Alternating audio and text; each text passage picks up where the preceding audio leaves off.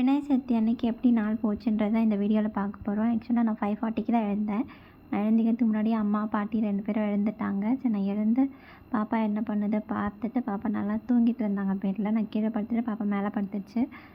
So அம்மா எழுந்து பார்த்து அம்மா பூஜை சாமான்லாம் விளக்கி வச்சுட்டு சாமான்லாம் கழுவிட்டாங்க.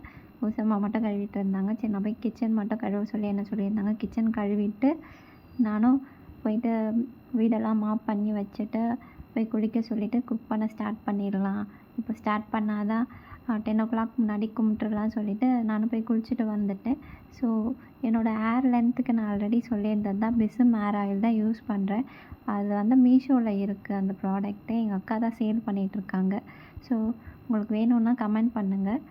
ஸோ நானும் குளிச்சுட்டு அப்புறம் பாப்பாவையும் குளிப்பாட்டிட்டு மேக்கப் பண்ணி அந்த மாதிரி படுக்க வச்சுட்டேன். அப்புறம் அம்மா சாப்பாடெல்லாம் செஞ்சு வச்சுருந்தாங்க. நான் அவளை குளிப்பாட்டி ரெடி பண்ணுறதுக்குள்ளே என்னென்ன சாப்பாடுனா சாப்பாடு, சக்கரை பொங்கல், சாம்பார், அப்புறம் பிள்ளையாருக்கு பிடிச்ச கருப்பு சுண்டல், பால் பாயாசம், வடை, தென் கூட்டுக்கு வந்து வாழைக்காய் பொரியல், அப்புறம் விநாயகர் ஸ்பெஷல் கொழுக்கட்டை வச்சு நாங்கள் சாமி கும்பிட்டுட்டோம்.